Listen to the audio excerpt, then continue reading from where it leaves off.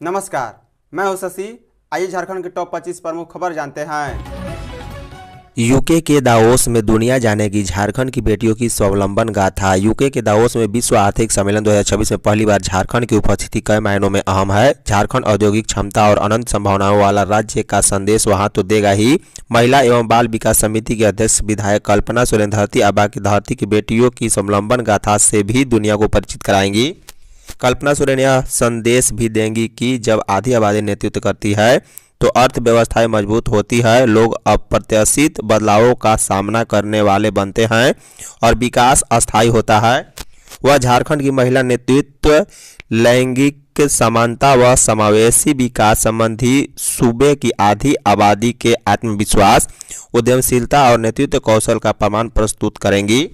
वे आदिवासी, ग्रामीण और आर्थिक रूप से हाशिए पर रहने वाले समुदायों की महिलाओं की वास्तविकताओं और आकांक्षाओं को वैश्विक मंच पर साझा कर बताएंगी कि ये वे समूह हैं जो अब झारखंड के आर्थिक और सामाजिक परिवर्तन की वाहक बन रही हैं। गौरतलब है कि स्विट्जरलैंड के दावोस और इंग्लैंड की यह विदेश यात्रा 18 से 26 जनवरी तक होने जा रही है।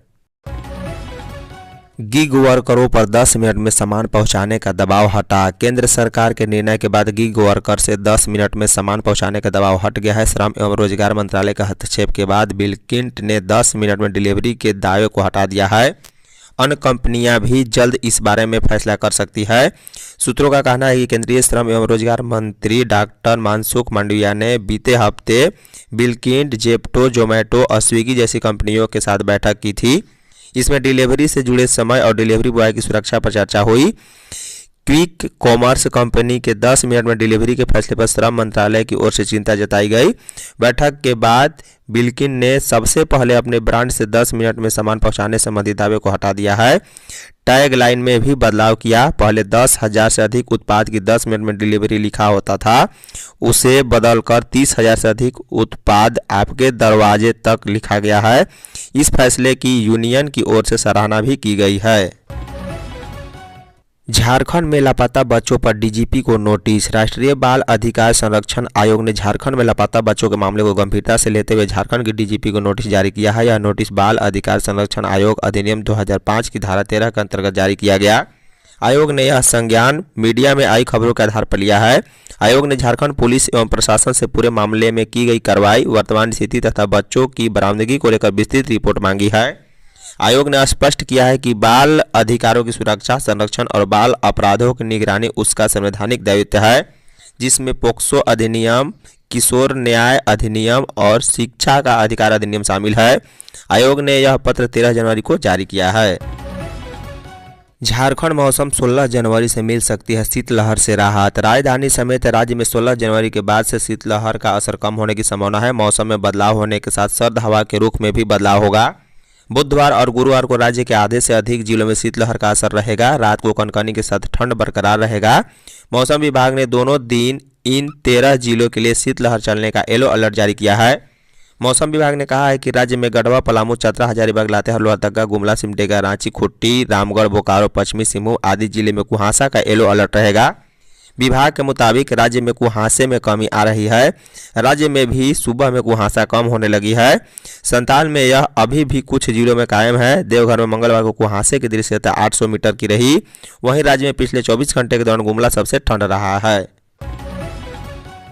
जैक बोर्ड 8वीं, 9वीं, 11वीं की बोर्ड परीक्षाएं होली बाद। झारखंड में 8वीं, 9वीं और 11वीं कक्षा की बोर्ड परीक्षा होली के बाद मार्च में आयोजित की जाएगी। वहीं पहली से 7वीं कक्षा की वार्षिक परीक्षा भी मार्च के तीसरे सप्ताह में आयोजित करने की उम्मीद है। बता दें 8वीं, 9वीं और 11वीं की परीक्षा झारखंड एकेडमिक काउंसिल लेगा। वहीं पहली से 7वीं कक्षा तक की परीक्षा झारखंड शैक्षणिक अनुसंधान एवं प्रशिक्षण परिषद आयोजित करेगी। झारखंड एकेडमिक काउंसिल 3 फरवरी से 23 फरवरी तक मैट्रिक और इंटरमीडिएट की परीक्षा आयोजित कर रहा है। इसके तुरंत बाद मैट्रिक के परीक्षा केंद्रों पर 9वीं और इंटरमीडिएट के परीक्षा केंद्र पर 11वीं की ओएमआर सीट पर परीक्षा निर्धारित की जानी थी। झारखंड में फरवरी के अंतिम सप्ताह में नगर निकाय चुनाव के संभावित मतदान, मतगणना और इसके बाद 3 से 4 मार्च को होली देखते हुए मार्च के दूसरे सप्ताह से ही ये परीक्षा शुरू की जा सकेगी। खुट्टी में पढ़ा राजा सोमा मुंडा हत्याकांड में 7 गिरफ्तार। बहुचर्चित पढ़ा राजा सोमा मुंडा हत्याकांड का पुलिस ने मंगलवार को खुलासा कर दिया है। पुलिस ने दावा किया है कि जमीन विवाद में सोमा मुंडा की हत्या की गई। इस मामले में पुलिस ने 7 आरोपियों को गिरफ्तार किया है। गिरफ्तार आरोपियों में पालकोट राज परिवार से जुड़े किशोरगंज निवासी देवव्रत नाथ सहदेव, जियारपा के बाहा मुंडा और अनीस मुंडा, रबिया पाहन उर्फ रवि, रमेश्वर संगा उर्फ रमेश, थाने के बिजुआ दाग निवासी पंकज कुमार शर्मा शामिल हैं। एसपी मनीष टोपो ने मंगलवार को प्रेस कॉन्फ्रेंस में बताया है कि 7 जनवरी की शाम पढ़ा राजा सोमा मुंडा के बाद मामले के खुलासा के लिए एसडीपीओ तोरपा क्रिस्टोफर क्रिकेटा के नेतृत्व में एसआईटी गठित की गई थी, जिसने तकनीकी साक्ष्य के आधार पर 7 को दबोचा गया है। पशुपालन के क्षेत्र में झारखंड में ऑस्ट्रेलिया की तकनीक लेंगे। पशुपालन के क्षेत्र में झारखंड आने वाले समय में ऑस्ट्रेलिया की तकनीक को ग्रहण कर सकता है। नस्ल सुधार की दिशा में ऑस्ट्रेलिया के प्रयोग को अपनाने को लेकर कृषि विभाग गंभीर है। झारखंड और ऑस्ट्रेलिया के बीच पशुपालन की तकनीक के आदान प्रदान के लिए रांची में बैठक हुई है। कृषि मंत्री शिल्पी नेहा तिर्की और ऑस्ट्रेलिया एग्रीकल्चर काउंसलर किरण कार्मिल के बीच यह बैठक हुई। ज्ञात हो कि 16 दिसंबर को इसी कड़ी में ऑस्ट्रेलिया हाई कमिश्नर लिफिप ग्रीन के साथ बैठक हुई थी। इसी कड़ी में मंगलवार को कृषि मंत्री ने ऑस्ट्रेलिया एग्रीकल्चरल काउंसलर किरण करमाली के साथ बैठक की। मंत्री ने बताया कि पशुपालन के क्षेत्र में ऑस्ट्रेलिया की तकनीक सबसे बेहतर और सफल है।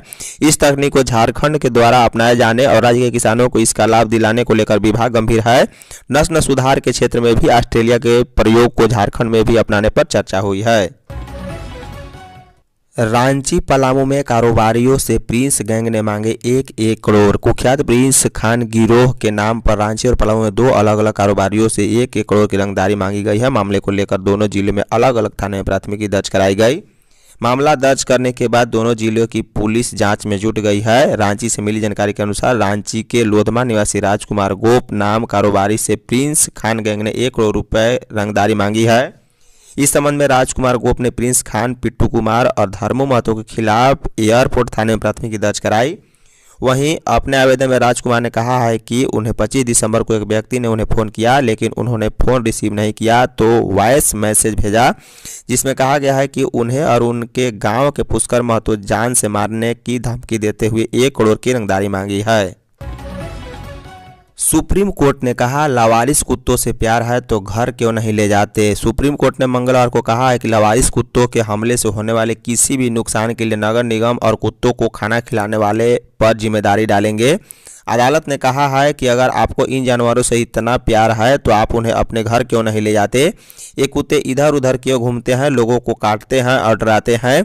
जस्टिस विक्रमनाथ, संदीप मेहता और एनवी अंजारिया की विशेष पीठ ने मंगलवार की सुनवाई करते हुए कहा है कि वह लावारिस कुत्तों से होने वाली घटनाओं के लिए राज्य सरकारों, नगर निकायों से पीड़ितों को भारी मुआवजा देने को कहेंगे, क्योंकि ये संस्थाएं 5 सालों से लावारिस कुत्तों जानवरों से जुड़े नियम कानून को लागू करने में पूरी तरह से विफल रही है। शीर्ष अदालत ने सवाल पूछते हुए कहा है कि जब कुत्ते 9 साल के बच्चे पर हमला करते हैं तो किसे जिम्मेदार ठहराया जाना चाहिए। अंश अंशिका की बरामदगी को लेकर भाजपा ने घेरा एसएसपी ऑफिस। धुरवा क्षेत्र से लापता अंश एवं अंशिका की कुशल बरामदगी एवं राज्य की गिरती कानून व्यवस्था के विरोध में भाजपा ने मंगलवार को एसएसपी दफ्तर घेरा। इसका नेतृत्व वरुण साहू ने किया। इसमें रांची ग्रामीण व महानगर के कार्यकर्ताओं ने हिस्सा लिया। कार्यकर्ताओं ने घंटों तक एसएसपी कार्यालय का घेराव कर सरकार और प्रशासन को कानून व्यवस्था बहाल करने का स्पष्ट संदेश दिया है। इस अवसर पर विधायक सीपी सिंह ने कहा है कि यहाँ की जनता भगवान भरोसे है। प्रशासन कानून व्यवस्था सुधारने के बजाय उगाही में व्यस्त है।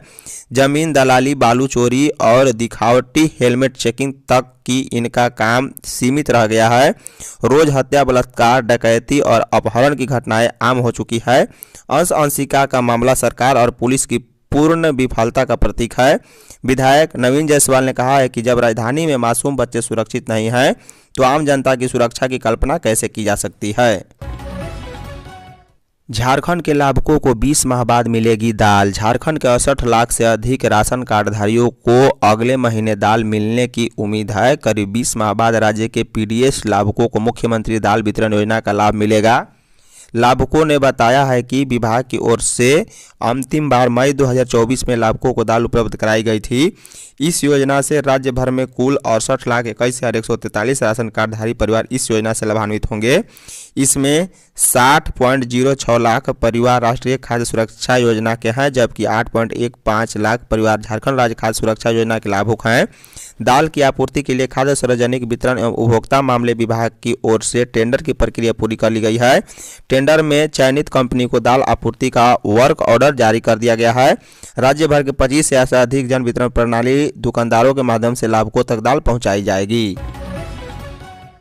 पढ़ाई जीवन यापन सिखाती है, जबकि खेल मान सम्मान और पहचान। झारखंड शिक्षा परियोजना परिषद की मेजबानी में आयोजित 69वीं राष्ट्रीय स्कूली शतरंज एवं साइकिलिंग रोड एवं ट्रैक प्रतियोगिता की शुरुआत हो गई है। मंगलवार को प्रतियोगिता का आगाज रंगारंग सांस्कृतिक कार्यक्रम और दीप प्रज्वलित कर हुआ है। यह राष्ट्रीय प्रतियोगिता 13 जनवरी से 17 जनवरी तक आयोजित होगी। साइकिलिंग रोड एवं ट्रैक प्रतियोगिता का उद्घाटन समारोह रिंग रोड स्थित विकास नेवरी में हुआ। इस मौके पर मुख्य अतिथि के रूप में झारखंड के पूर्व खेल मंत्री मिथिलेश कुमार ठाकुर सहित विशिष्ट अतिथियों में ट्रैफिक डीएसपी शिव कुमार और डीएससी बादल राज, सेवानिवृत्त डिप्टी कमांडेंट एसएस गिल और झारखंड साइकिलिंग संघ के महासचिव शैलेंद्र कुमार पाठक एवं डॉक्टर धर्मेंद्र लांबा शामिल हुए हैं। टूसू केवल लोक पर्व नहीं, प्रकृति और किसान की आत्मा से जुड़ा उत्सव। राज्यपाल संतोष कुमार गंगवार ने मंगलवार को मोराबादी में आयोजित टूसू महोत्सव पर सभी को शुभकामनाएं दी है। राज्यपाल ने कहा है कि टूसू केवल लोक पर्व नहीं बल्कि प्रकृति और किसान की आत्मा से जुड़ा हुआ उत्सव है। यह पर्व प्रकृति और मानव जीवन के बीच स्थापित आत्मीय संबंध को लोक आस्था के माध्यम से अभिव्यक्त करता है तथा कृषि समाज के उल्लास और संस्कृति चेतना को सुदृढ़ करता है।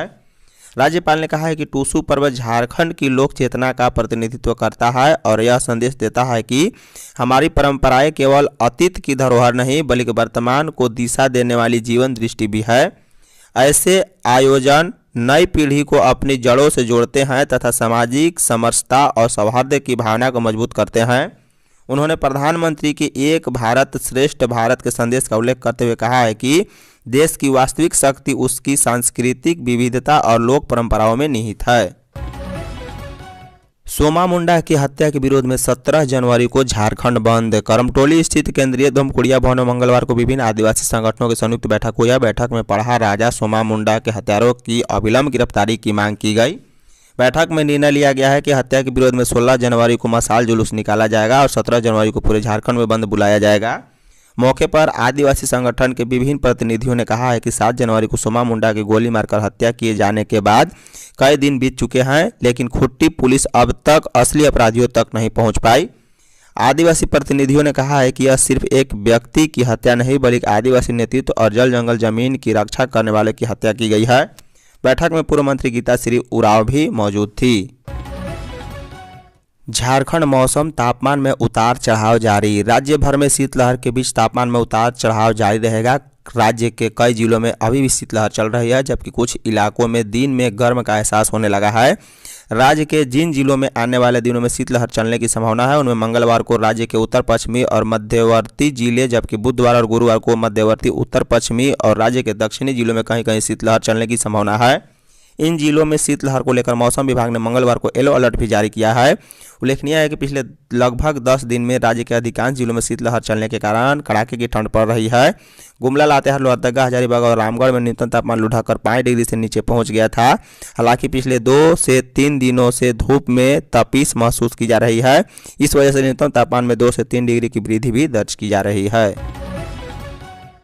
निपाह वायरस को लेकर झारखंड सरकार अलर्ट। पश्चिम बंगाल में निपाह वायरस के 2 संदिग्ध मामले के सामने आने के बाद झारखंड सरकार पूरी तरह सतर्क हो गई है। राज्य के स्वास्थ्य मंत्री डॉक्टर इरफान सानी ने मंगलवार को प्रदेश के सभी जिलों के सिविल सर्जन को अलर्ट मोड में रहने का निर्देश दिया है। इस संबंध में स्वास्थ्य विभाग के अपर मुख्य सचिव अजय कुमार सिंह को भी आवश्यक दिशा निर्देश जारी किए गए।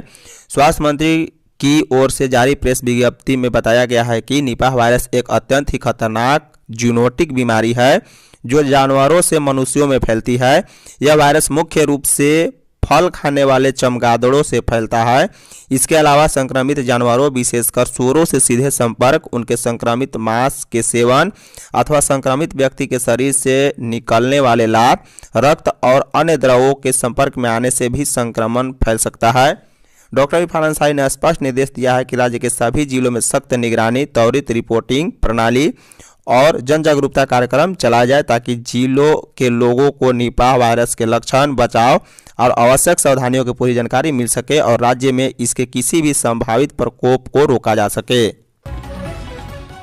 रांची गुमला में यात्री बस पलटी, 40 घायल। रांची से गुमला की ओर आ रही एक यात्री बस मंगलवार को नागफेनी लावा गाई के पास दुर्घटनाग्रस्त हो गई है। हादसे में बस में सवार करीब 40 यात्री घायल हो गए, जिनमें से 12 लोगों को गंभीर चोटें आई है। सभी गंभीर रूप से घायलों का इलाज गुमला सदर अस्पताल में चल रहा है।